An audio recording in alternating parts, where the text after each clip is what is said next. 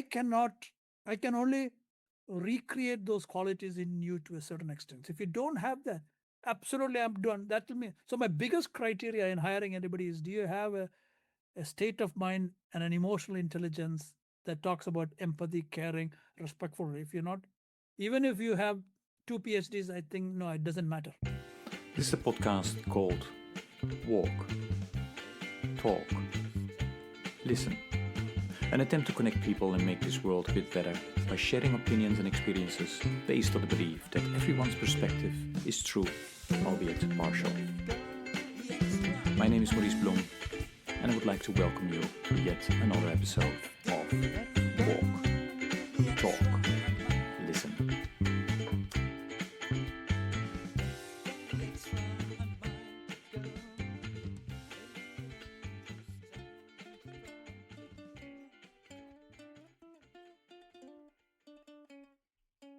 Okay, good day, everybody. This is another episode of the podcast Walk, Talk, Listen, and as always, I'm delighted with today's guest, who I will ask to introduce himself. Dennis, please go ahead. Yeah, so nice to be with you, Morris. My name is Dennis Cherian. I am currently working at Chorus International, with a group of faith-based and for-profit and non-profit organizations. I serve as the managing director for global health and nutrition, and I oversee all of our program growth, technical excellence, and external representation. So I have a long history in working in nonprofits. I'm happy to dive a little bit more deeper with my background and my experience in this field, and hopefully share some reflections that will be meaningful for um, everybody who listens to this podcast. Yeah, no, and I'm really looking forward to hearing more. I mean, we know each other from Chorus, but it's kind of part of my little preparation for today's conversation. I mean, you are nearly, I think, 3 decades working in global health and development. Worked for organizations like World Vision, right, and Plan as well, maybe. Yeah, that's right. Tobacco. So really, we're going to dive into that. But before we talk about your about global health and your leadership, um, I'd love to start what I usually do and ask, where did your story begin? Where were you born and raised? What was your childhood like? And who were the people that most shaped your values? Yeah, tell us a bit about that, Dennis. No, that's a very good question. It's very complicated, I guess. But I'll try to make it as easy as possible. I was born and brought up in Singapore. And in my early days, because my father, originally I'm from India, the southern part of India, in a small state called Kerala. It has a long history. I'm happy to dive into that as well. But it's one of the oldest Christianity in the world as well, which most people may not know, and the land of Saint Thomas. Uh-huh. But also it's a so my father left Singapore. Left India for Singapore for work, I guess. That was in the British era, and then I know he sailed because there was no flight then. So I was born and brought up in my early days in Singapore. Then my father decided to return to India in 1971, and so we also moved. So the rest of my professional and my personal growth, everything happened in India. So I say that I was born and brought up in Singapore, grew up in India, and then my father moved to Dubai. So I studied and grew up in Dubai as well. And I ended up meeting my wife who lived in the US. So I married in the US. So it became a complex web of Yeah, yeah. And Asia, and Middle East. and Dennis, how old were you when you left Singapore to for I India? was quite young. I was 5 years old when I Okay, left. so you probably don't remember Singapore anymore A from that little bit, time. still very clear memories of, Oh, you do? you Okay. know, throwing a coconut on the street when I was a little bit upset. I still have that very clear Yeah, yeah, memory. yeah, yeah. Leave it. Uh, And where in India did you return to? Again well, to the state of the same? Kerala in Oh, India, the same. Okay, the same okay. state of Yeah, Kerala, yeah. which is the southern part of India, the Okay. tip of the country. So maybe your real childhood was more in India then. Um, tell us about that then. How was that? Um, were you more in a rural area or urban? Well, a Um, mixture of rural as well as my education. My formative years was in a small town, and because my parents, my father, as I said, after he came back from Singapore, in 3 years he left for Dubai, and so my mom also accompanied him a year later. So so what's happened is that from fourth grade, I my life was in boarding school. So I grew up in a Catholic boarding school. So one of the rare accomplishments many people don't have. So my entire life, me and my brothers, and I have two other brothers, you know, um, we all grew up in boarding school. And my brother and one who is 1 year older to me, 1.5 years older, he and I spent most of our time together. So from fourth grade until I finished my schooling, which was 10th grade, is what they call there, Yeah. and then was all in boarding school. So at a very young age, which is a very fascinating experience because that's where I was very disciplined because you have to wake up at 5:30 a.m. in Uh-huh. the morning, no Yeah. exceptions. And then it's a routine like a military style, and then playing. So I got exposed to playing all kinds of sports that very few kids maybe these days get to do. Into athletics versus football, soccer, Hmm. I mean, soccer, I mean, when I mean football, I mean soccer, Yeah. basketball, everything. But it's a different kind of a life, Hmm. where I think I'm made highly resilient. Uh, But I can clearly imagine kids who it can be challenging because you're also detached from your family, right? yeah. And Yeah. so for some it could be a traumatic experience, but it all depends on how you take the best out of it, I guess. And so that was my early part of my life. And then obviously I went to college. And so even after in college, my and my parents were back from abroad and we lived together. But time together living was coming on weekends or on holidays because the rest of my life was in hostels because for my graduate studies I moved outside of the town. So that's how my early life was. And maybe my professional background, maybe my studies, but also my family background perhaps influenced why I chose where I am today.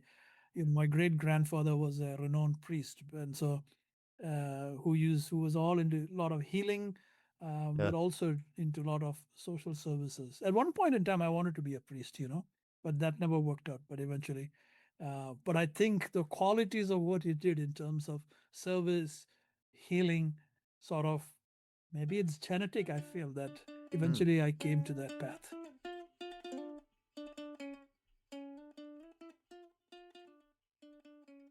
So you don't think it had to do anything with the fact that you went to boarding school and there was somebody there, that you were inspired by, or your ultimate path to the work that you chose,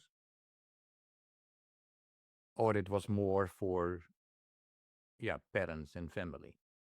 I Because think I it was I was was wondering about, if if yes. if, if you are away from your parents for such a long time, who are then ultimately the people that help to shape the values that you stand for, or the direction that you are interested in?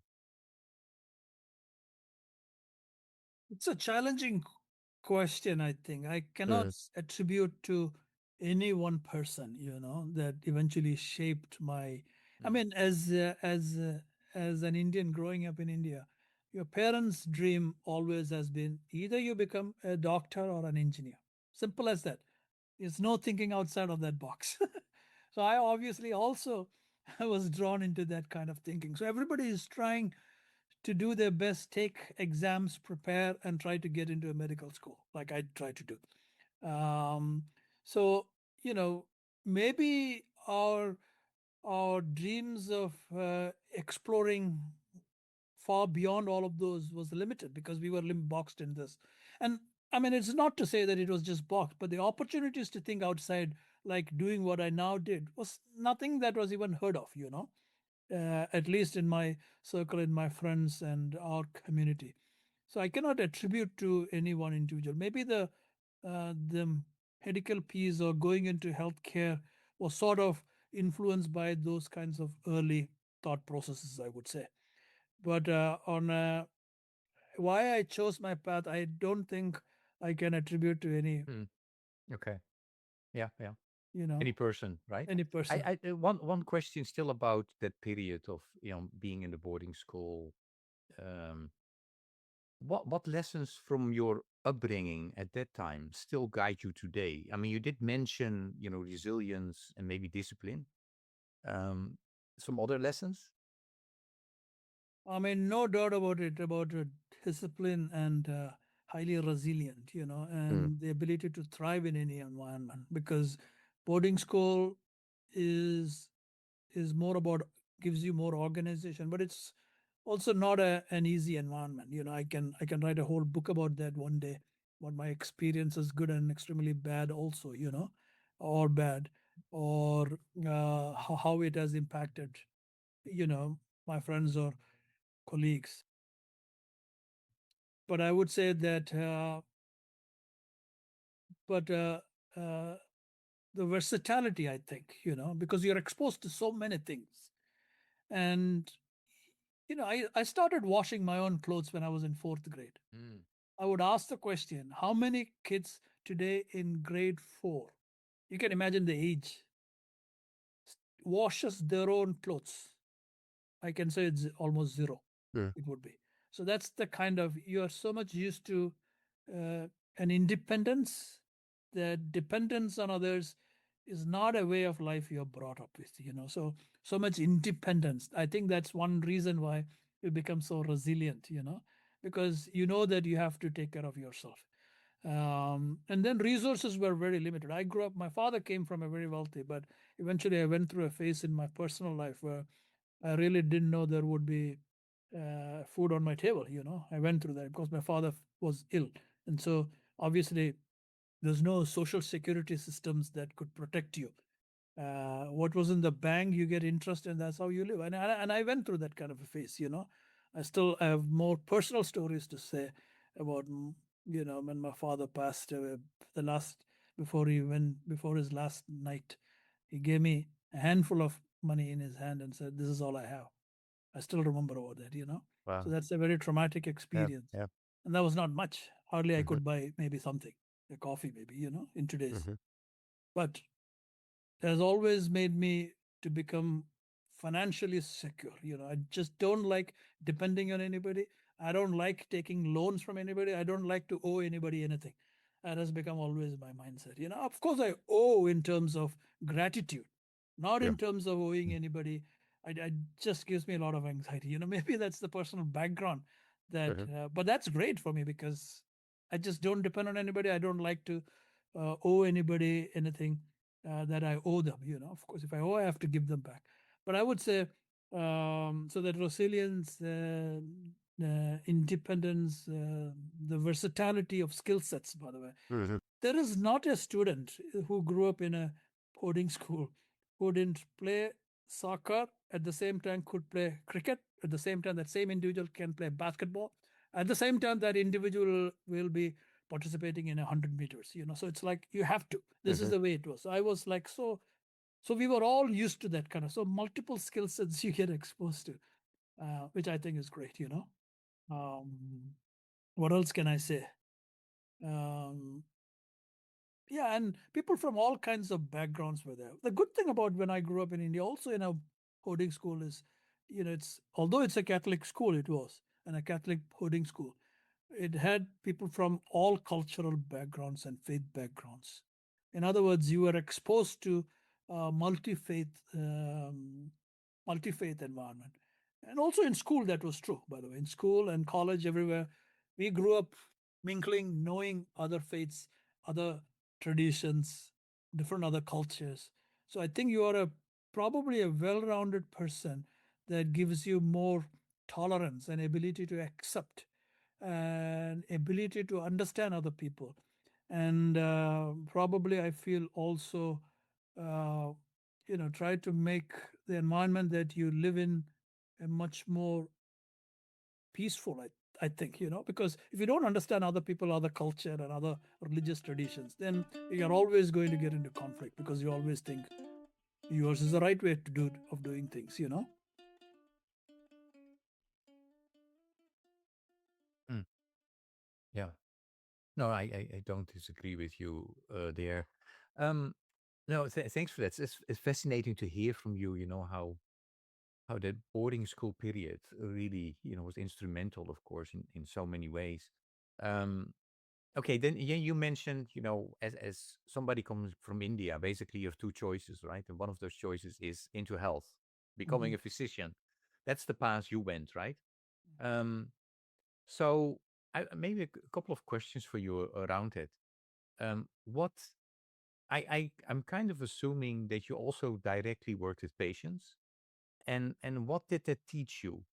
So that is, and was that also maybe the main reason why you chose that path? That you entered healthcare because you wanted to treat patients, um, although you ended up working on systems that affect millions, right? That's the interesting. We will go there later in terms of how your profession then evolved and your path, uh, yeah, went on. Yeah, no, absolutely. As I said earlier, we were made to, we were trained to think only two ways, either a doctor or an engineer. So, as I said, naturally, if you are able to get into medical school, then you try for that. Obviously, I had interest, to treat people, and eventually I studied alternative systems of medicine, and I went into school. I studied, and I started my own clinic, by the way, and I ran that. I had two clinics I was running, and I I strongly believe that this profession of medicine is a very noble profession. And unfortunately, that's not the case today, because it's become a money making kind of. Of course, there are all kinds of noble. It's still noble, by the way, but there is a profit margin in all of this, right? Because you have to run healthcare facilities, and it's profits. Then there is a profit element to it. So I ran this clinics, and I used to have patients, and I found I was quite busy, by the way. In my first year itself, I was very busy.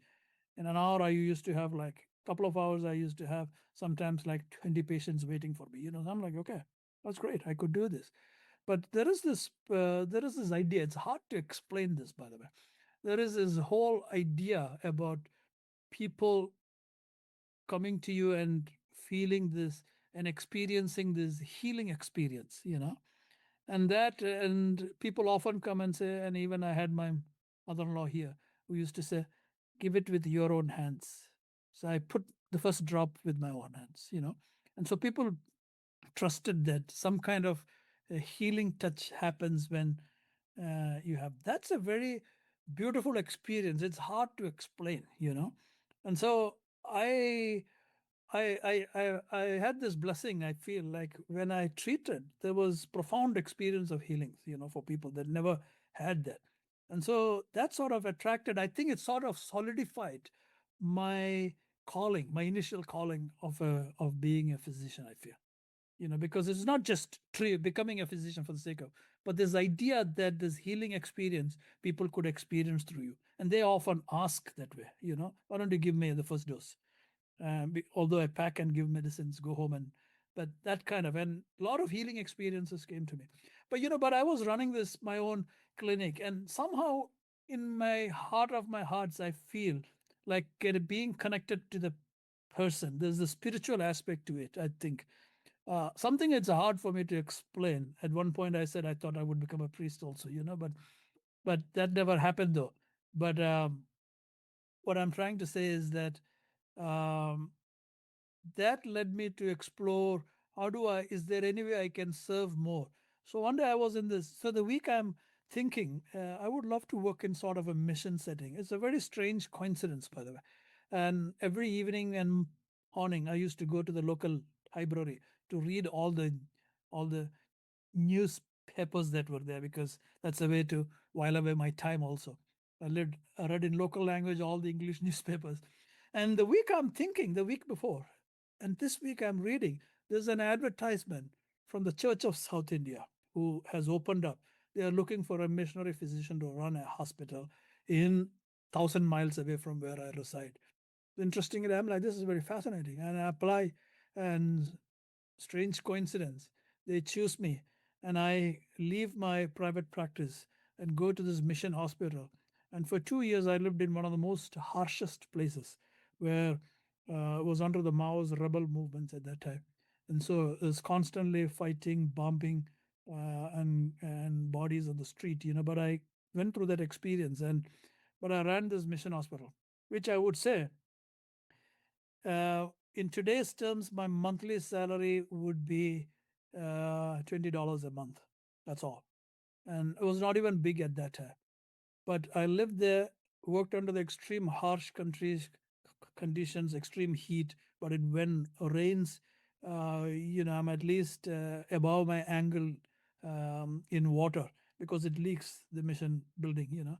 But I in 2 years, I mean, it was just an experience. It's hard to explain. My patient numbers were over 100 a day. And I used to treat a lot of snake bites and other kinds of stuff. And so it's just experience hard to explain because that healing experience was again so profound there. And I can go detailed into telling a story about a woman who brings in two of her kids who had they bring into the clinic a lot of patients on the floor. They are all seated there, and I see uh, nose is red, and I look, and it's cotton stuffed into the nose, but it was all blood. And Sure. so, wow, what happened? I said, I can't treat this. And her statement was very profound that so and so, one of my friend who is a Muslim by the way, he said, go to that mission hospital, you know, and comes to me. And I was about to treat. I didn't know how to treat, but I said, I told I told her, I want to tell you a story. And I told a story about the bleeding woman. That's from the Bible, of course. I didn't say it's the Bible or anything. I just told about the story of a woman. I said, that's all. So I said, if you believe, you came here believing that we can treat. If you believe that, then sure, I'm happy to treat. And I gave medicine for those two kids. And I gave a small vial and said, come back after a month. And and she comes back. And she has a profound, shocking statement, by the way, which just amazed me. It was bleeding, by the way. And I gave drops of medicine into both those kids' mouth. And then she walked to the bus station, which is maybe 5 minutes away. And so by this time, all these things happen. It's 20 minutes, by the way. And she comes back. When she comes back for my follow-up visit, she says, after you gave that medicine, I went to the bus stop. The bleeding stopped, you know, and then comes back after a month. And I treated the patient for over a year and a half with not a single episode of bleeding ever after, you know. And it was very profound because the lady said every 40 days, I used to go to the medical college, teaching university for treatment. But this has never happened ever before. It's hard for me to explain what it is. Of course, I gave the medicine. Of course, there was a spiritual aspect. But it's more than that, by the way. The lady went through a huge transformation, a spiritual transformation from that experience. And she told me that all that happened only because of her experience. So it just sort of solidified my thinking that human, by my interactions, is more than a physician. There is a spiritual element to it. And then I was like, oh, because I had a lot of patients, were so illiterate people, by the way, who used to come there as well. I had an experience when a patient is walking in with, you'll not believe, I'm telling you, this is a real story, by the way. Mm-hmm. Hard for today's generation to think that is even true. This person comes in with a big rock on his head and a huge 6 feet tall or more, a cobra snake in his hand, dead, by the way. And so I asked him to drop it. And then he has this stone on his big rock on his head. I said, put it down. I said, why are you carrying this stuff on your head? He said, so that the poison, just like a kid would think, by the way. Imagine a child, you and me probably thought that way. He said, so that the poison won't go into my head. I was just like, wow, what a fascinating thought process. Just like I was a kid, I would think that way, right? That's how the body functions. And I asked him to drop, and I treated him. But that just really reinforced this idea that the healing experience is more than just giving medicine. There's a spiritual element, there's a social, behavioral. Then I was like, you know what? I want to study more about it. Eventually, that's what led me to my master's in health administration, and I studied And then I knew something about I knew this word international health. I never knew what it was, but eventually led me into broadening my work and moving away from day-to-day treatment into integrating this idea about health into a much more broader healing experience that encompasses, understanding the social aspects and social and cultural and Mhm. faith aspects that influences one's behaviors, choice of care, their whole idea and definition of what it means, illness and sickness and healing. It's a very complex thing to explain, but one after the other, it led to where I am today, which is much more of a comprehensive, satisfying experience, I would say. Yeah. But I should say my experience in the mission hospital for $20 a month, nothing even today has challenged me to the experience I had then or Mhm. the satisfaction of that work. Mm. I hope that explains. Yeah, yeah. Well, and no, and also to because I had a question around that. When was there a moment where you became more interested, maybe in the systems than individual cases, and you explained that already. What happened? And as a result of that switch, you started to work in different areas, right? Health, nutrition, wash, child development, health security, community systems. Um, so my question maybe to you is, and maybe you partly answered this, um, are we then often too focused on diseases and not enough on the conditions that create health? Because that's kind of what you were getting at, right? At least that's my interpretation. Maybe I'm wrong. No, you are absolutely correct. We are not focusing on the conditions that cause poor health or ill health. Again, there is a fine distinction between uh, between illness, and sick. And see, what we are trying to do is we are treating the symptom and not uh, the real cause behind that symptom.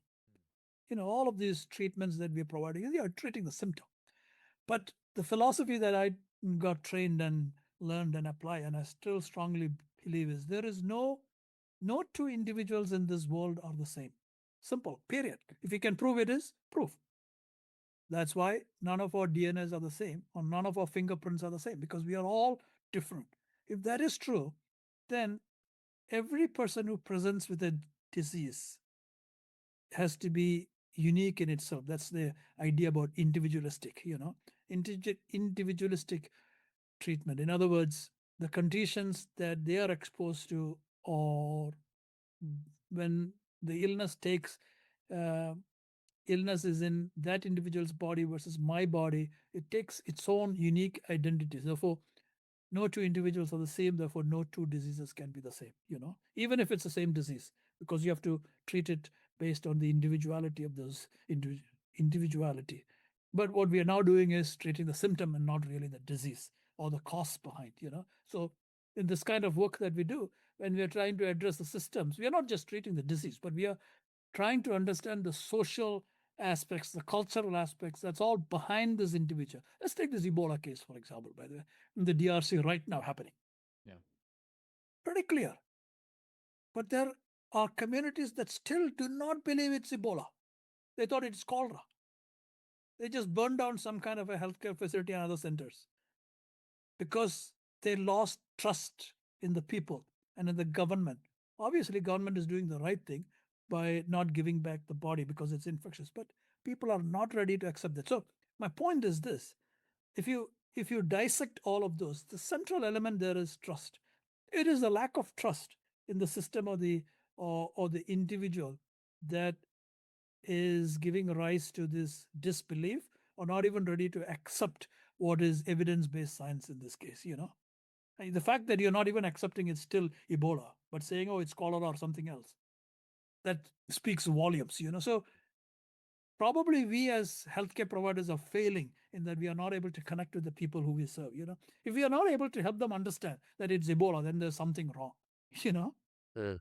that's the way I feel. So I think you need to understand comprehensively in terms of that person's society, circumstance, environment, cultural outlook, all of which makes it more than just a symptom, you know. Mm.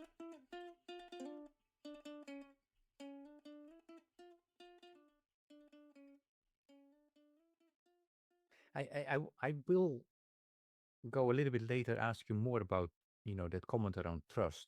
But before we go there, um, so what does a healthy community look like to you? Oh, we are all looking for well-being, you know. A healthy community, when I look, it's not just about health, right? It's about my ability to live, my opportunity to live peacefully, by the way. I think this whole idea about peace, living in peace, people are forgetting. We're just taking a human being and breaking that person into different pieces. Somebody looks after the head, he's an head expert, he's a brain expert, you know. Somebody looking after the kidney is a nephrologist and a kidney expert. But if you don't understand the person as a whole, how are you going to treat? Because my kidney is impacted by something else. So I'm just trying to say the holistic view of the individual needs to be taken into account. So a healthy community consists of somebody who is able to, if a community is not just the health of the individual, but I think the circumstances that allow them to live a decent life, you know. When I call it decent life, it's Mm. like I need to have the basic minimum quality of life. The quality of life is what we are talking about. Is absolutely, it's like pathetic if you go to many of these. You know that the fact that you don't even get a clean or safe drinking water. They don't fall sick even though it's dirty because their body is so immune. They've got used to that. Once upon a time, I drank that. When I used to work in a mission hospital, the water I had was absolute brown, dirty colored water. That was the only option. And I used to put this barbers use back in India. It was like it's a kind of uh, chemical. You rub it on your face after you shave. You put that in the water. It's just fascinating, by the way. As soon as you put in, all the brown dirt accumulates. So you clean that out, and the water looks clear. You take that, boil. I drank that for 2 years. I drank that water. Of course, I had to boil. But I'm just saying, I get used to that. My body gets utilized. Even that dirty water is okay. I can survive. But that's not what is quality. So I think we are failing when we are not able to give people all. I mean, we all as human beings are asking for one thing: to live a life of dignity and decent minimum things. I'm not asking for luxury, but even that people don't have. So health of a community, I think, in my opinion, is more than just health. Sure. It is the ability to live dignified and decent life with the minimum quality standards. That's not an optional. Mhm. The Eh, fact is true. There is no dearth of clean drinking water, by the way. Absolutely, I can challenge anybody. No, it's not. But we have polluted it to the extent that it's not drinkable. Just an example. mhm, mhm. You have spent much of your career working for or working with faith inspired organizations and networks. Me. Um, what unique strengths do faith communities bring to health and development? Yeah. And again, I feel the biggest unique contribution a faith community makes is, I mean, let's assume, let's, the fact is, majority of the people in this world belong to or accept one faith or the other. There is a minority who may not, or a majority, but it's not a big, but they still believe in something. And so ultimately, the element of faith is I'm believing in something because I'm trusting in it. So I think the biggest thing a faith inspired institutions, individuals, organizations bring is this genuine ability to build trust.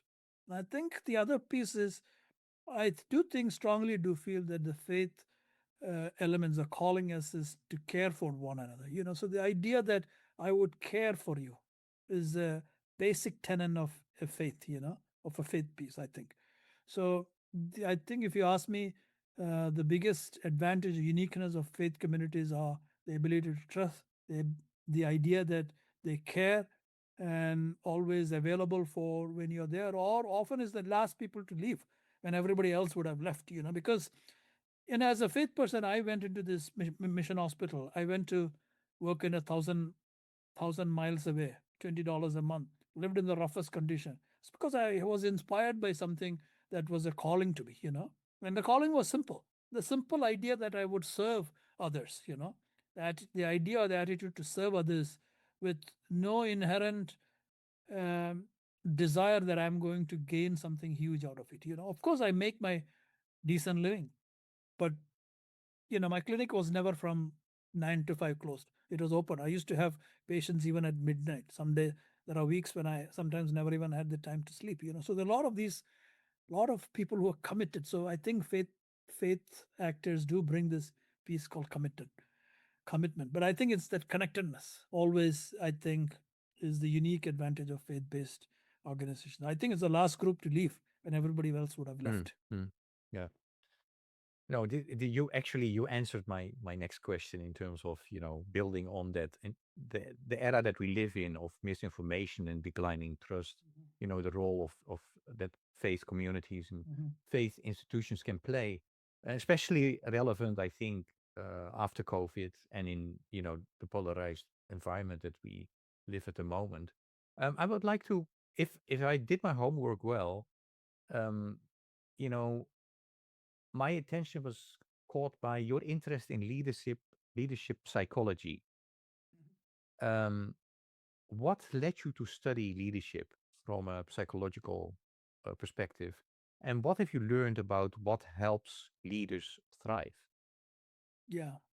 No, very good question. I was by default thrown into leading. My first job was leading, and I had a 10-member team. Not that I was a trained expert or anything. I think so. I learned from others, looking at others and how they lead. Um, and sometimes I've seen that one of the biggest, uh, my biggest observation has been most often people, and when you think about leadership, people fear. It shouldn't be that way. When you are a leader, you should be the most caring person.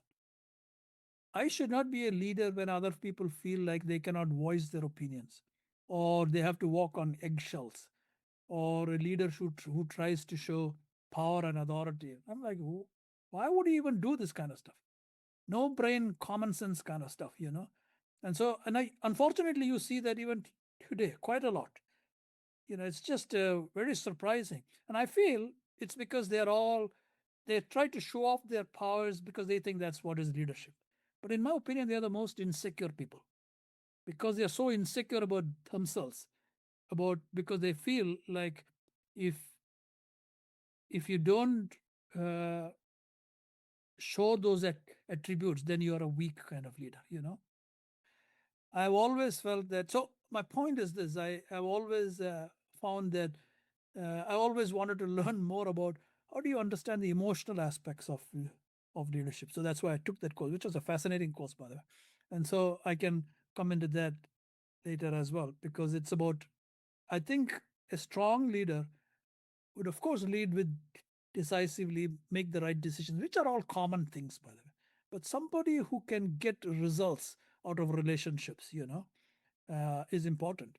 Somebody who has the emotional intelligence, which is what is often lacking in a lot of these leaders, I find, either very aggressive or very tense environment they create. And I've heard that from 1001, my own personal experience, by the way. I'm like, at the end of the day, I'm like, such a bad people who are leading, not because the organization is bad. Every organization we work is good, by the way. But the people who lead are so bad that ultimately the organization gets a bad image.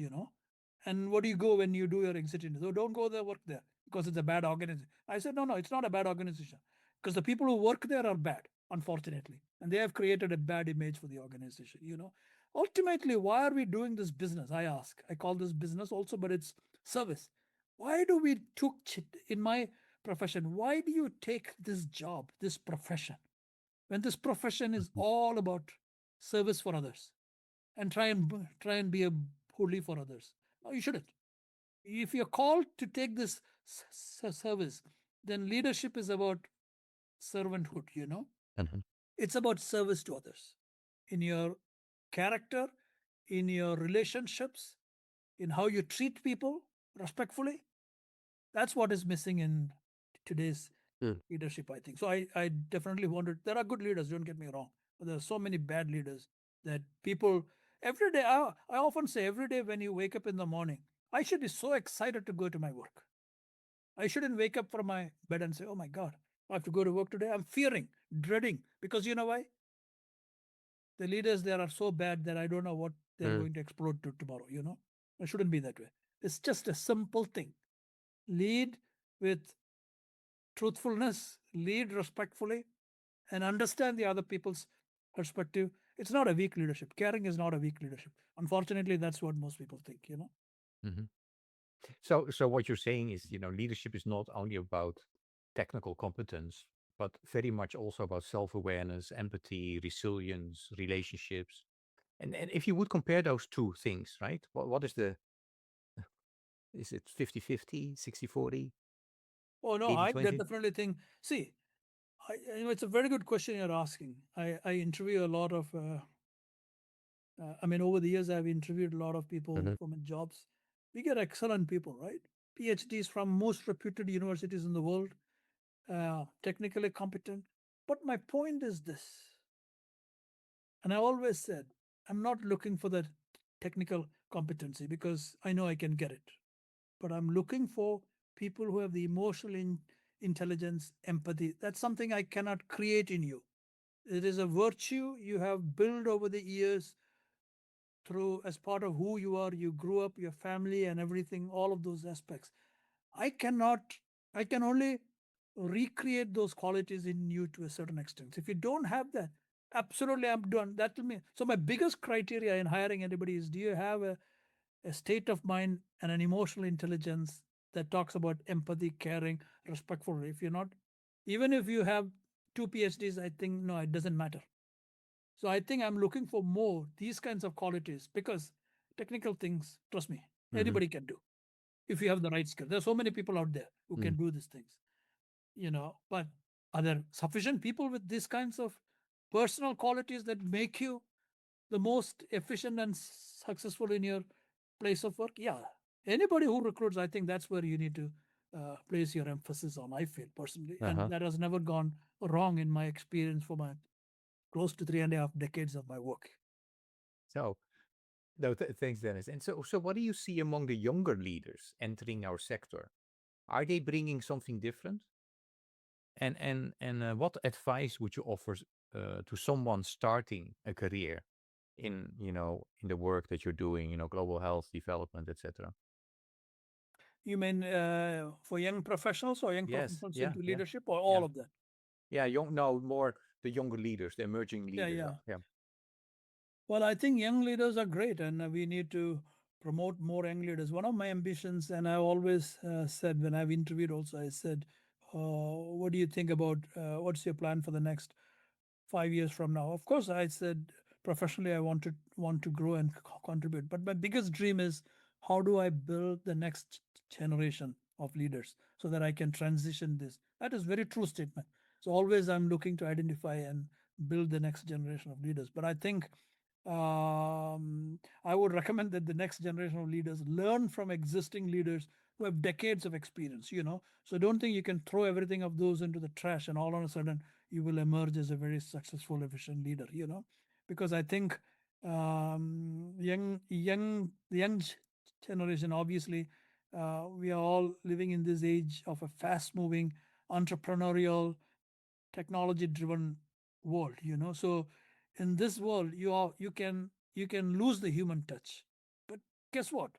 The human touch is the most effective, sustainable, if not the only lasting element of what makes you a successful leader. So I think if you forget that piece and if you're driven by the mechanics of economics, technology, fast pace, then I think you're not becoming a creative, futuristic kind of leader. So I would encourage for young people to bring all their skills, but also listen to the elders who have years of experience. I mean, we are all learning from our past, right? And we are passing on our skills and our experiences to our young generation as well. Even when my daughter talks to me and she's very smart and has a lot of idea, I said, no, no, just listen. We all went through this phase of life. So when we experience this, so any lesson we share, just take it as a learning. so that you can reflect as you grow up. So I think, yeah, our younger generation should not forget that they always have to learn from the past and past leaders, including their own family, their parents, learn from them. I mean, charity starts at home, they say. So I think, and that is very true here in terms of our learning also starts from our home. So that's what I would think um, should be a big learning for the young generation, young leaders, Yeah. I have the feeling that for the next podcast episode, I should invite your daughter to hear her side of the story, Dennis. um, no, but where I absolutely agree is you know, um, listening, connecting, right, is really important, and to build on that relationships. And in this polarized world, especially, we often don't listen to each other. We have already our opinion ready. What I hope this podcast, and I mentioned this before we started recording, I hope that this podcast is contributing to connecting people and maybe start discussing more with, the neighbors that vote differently. Um, so I am connecting not only with you and you with the listeners, I'm also going to connect you with the previous guest. Actually, I have previous guests, plural. I have two questions from you, from one guest and another guest. The first guest said to me, or said to you, So actually, I wanted to hear from the next guest in his or her area of work. Um, what is, you know, her or his goal to expand access to opportunities in a limited resource context like ours? Maybe if he has like three priorities to, focus on. so that's the question number one. The question number two from another guest is, which is what gives them hope. Yeah. So, I mean, very good question, by the way. Hard to answer, but I think this idea that we live in a resource limited context is not, with all due respects, I would love to correct that. I think we live in a world of abundance, but I'm not certain that uh, we live in a resource limited. We live in a world of abundance, but I think what is happening is there is inequitable distribution. So our priorities should look at how do we make these abundant resources equitable. Uh, we have sufficient resources, food, land, water, everything for everybody to live, but people are fighting for no reason for something because in our mind it's created, it's my territory or it's my thing, and therefore I don't. There's so much land here. We all can live peacefully. Uh, so it is this idea that how do you make your priority should be how do you make um, the resources available more equitable? What does it take to do that? The other one is this whole idea about giving and sharing. There's so much, but can we open up to share more and give also? I mean, how much does it cost for me to even share $1 a day? Nothing, frankly. I'm speaking in dollar terms, by the way. It can be converted into local. I mean, so it's hard to find, for me personally, I don't know an individual's circumstances, but when I find somebody on the street asking me for $1 for some money anywhere in the world, it just breaks me, because I'm like, I ask myself, would I do that? I would only do that because I'm in a dire situation. Why would I give up all my dignity and be in a place where I have to stand somewhere and ask somebody for something, for money or $1? Literally begging. Let me put it that way. So I think nobody would compromise their dignity and be in such a situation. There may be exceptions. I'm not saying not, because it becomes a practice. But I think that means somebody is asking me for basic human decent livelihood. So it's an aspect of sharing. I'm not saying I should go around and share $1 every day. But I'm just saying the principle of sharing. So much resources and wealth available with all of us. We should be able to share and give. And number two, I think more partnerships, because what is happening is that we should strive to complement our work, so we all work in silos. Sometimes we both are doing the same project in the same location, but we never knew we were doing the same work.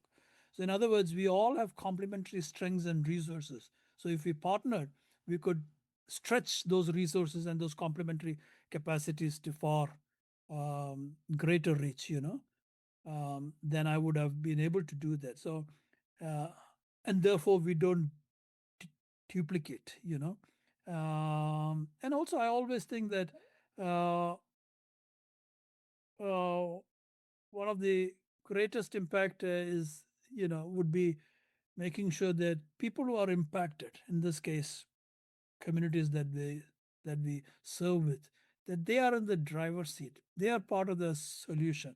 They are part of the decision making. I think if that's the approach I mean, often we write good programs, but when we don't even talk to the communities, we don't go and ask them, what is it, the challenge you're facing? What do you think would be good solutions? I guarantee you, even if they are the most uneducated people, they have the best ideas because they know the local solution. So I feel like these would be my emphasis on what should be our priorities. But I do want to emphasize the idea that we are not in a world dearth of resources. We are in a world of abundance, And after all, we are all called to live an abundant life, I feel, No, And we had thank one you. more And question, right? yeah, where do you one more? Where do you see hope? I mean, I just feel this world is, we live in a world of real hope, by the way, I feel like we could be distracted by technology, economic issues, social norms. There are so many things that can polarize and increase mental stress. But the truth is this: the human element of who you and I are, you know, our human touch, that has never gone away. I mean, unfortunate, we should not, this growth of technology and other economic pressures and social pressures around there somehow is taking us away from connecting with people, but I think the fundamental, I go back to my time when I was just thinking, when I grew up back in India and all, my grew up in my grandparents' home, and every day morning I come and sit close to the wall next to the road just to see people walking around, and motorcycle, there's hardly one motorcycle maybe just goes by, and then people walking on the street comes by, sits with my grandfather, talks for a couple of hours, sometimes walks in and has lunch, by the way. We're not even invited, they just come join us for lunch. That's the community we grew up in. Nobody needed to have an invitation or email you or have a meeting well in advance to come to your house, of course, nowadays we need, because we are all busy. But my point is this: our relationships have come to schedules and times and availability and non-availability. There is no such time where we can easily walk in to my house and say, hey, come have lunch with me. That's how I grew up with. I was amazing. Anybody walking on the street could easily walk into my house, my grandparents' house, have food, by the way, or ask when they're hungry, can I have some food? Yes, my grandparents' house was like that. We gave out of whatever abundance we have. So I think that human touch is what is being lost. But that human touch doesn't have to be lost. That is the only thing that can keep our hopes alive, I feel. And I think so, younger generation, there is goodness in everybody. I still believe in the goodness of every human individual. I mean, humans are the most resilient, by the way, and adaptable creatures in this world. And therefore, I think hope is alive because of that human piece. And I think that's what need to be cultivated and reinforced, I guess, if I sit in my room upstairs here and my daughter is downstairs, we text just to. We shouldn't be, but we have come down to that kind of convenience based culture. It's not that I don't talk to my daughter, but I'm lazy to go down and talk to her because we all have devices you can easily communicate. But I think setting aside time for rebuilding that human connections and relationships. We don't even know in America who is my next door neighbor. Mm. That's it's not just America, most parts of the world now. That's the urban culture we have built. But that needs to be broken, I strongly feel, if the world needs to rebuild hope. And we can.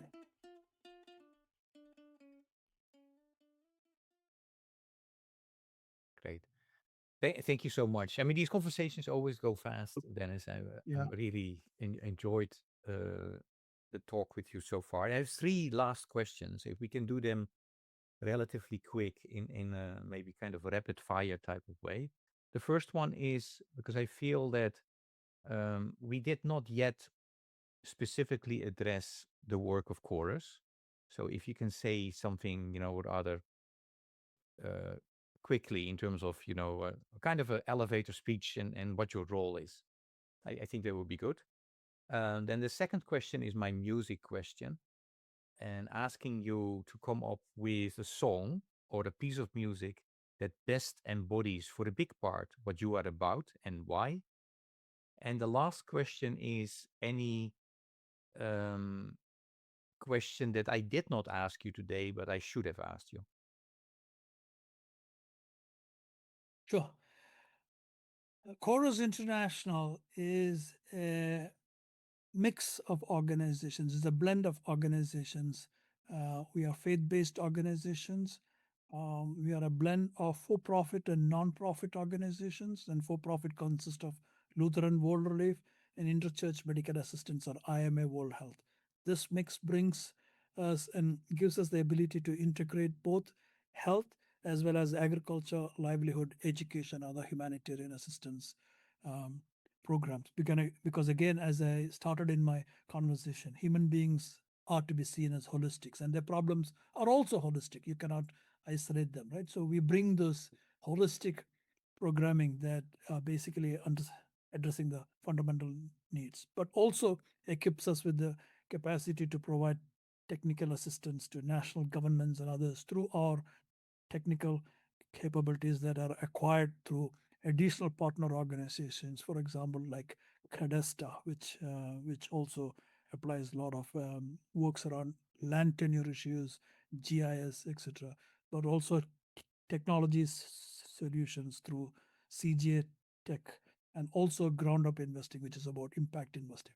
Very unique organization, by the way. I worked in many other organizations. It's the first time I worked in an organization that blends for profit, non-profit, and unique technical capabilities. So, which makes us a resource for many institutions and organizations and governments, to come in and problem solve issues, including the private sector.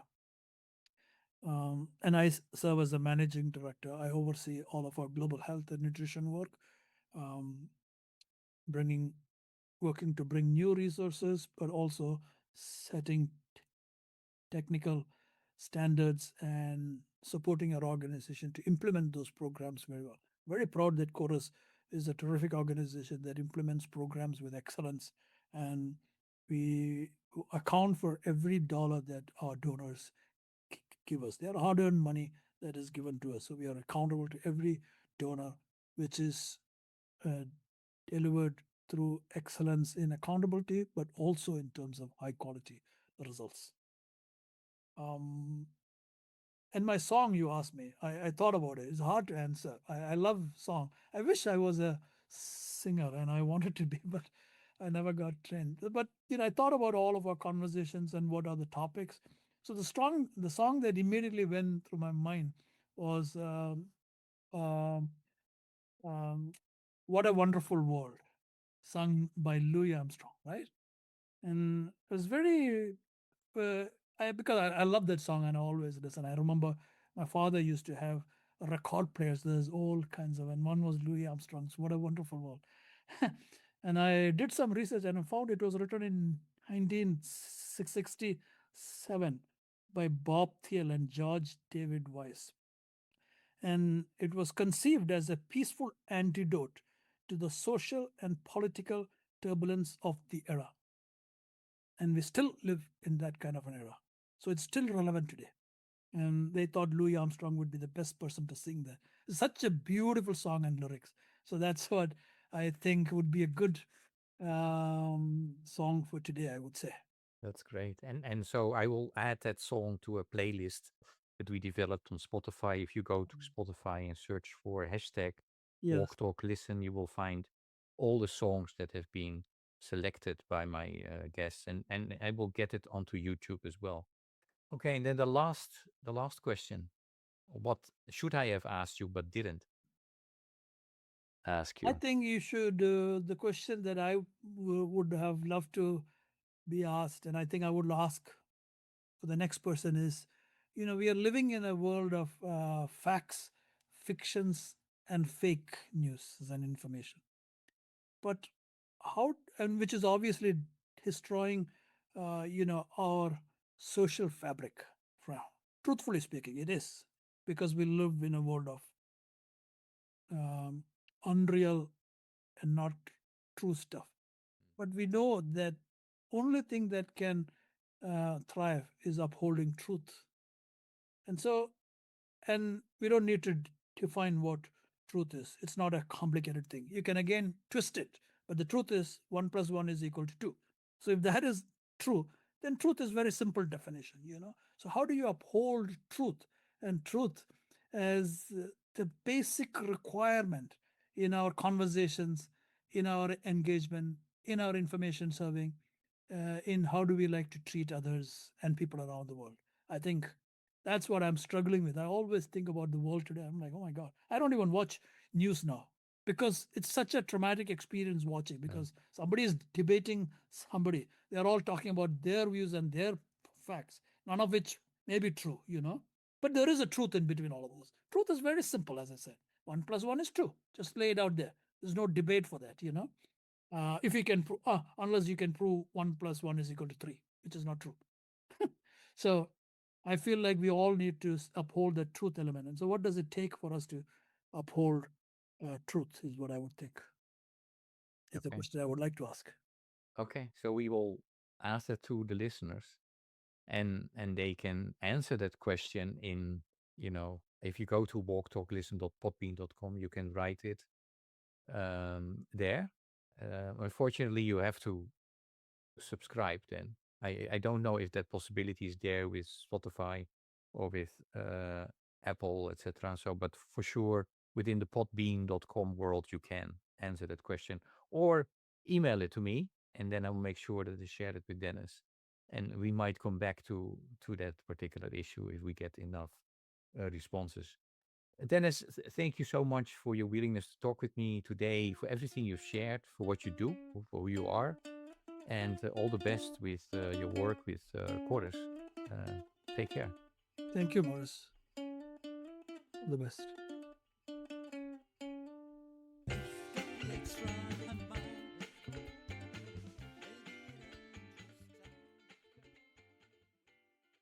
Thank you for listening to Walk, Talk, Listen. Please check us out on 100mile.org or follow us on Facebook or Instagram.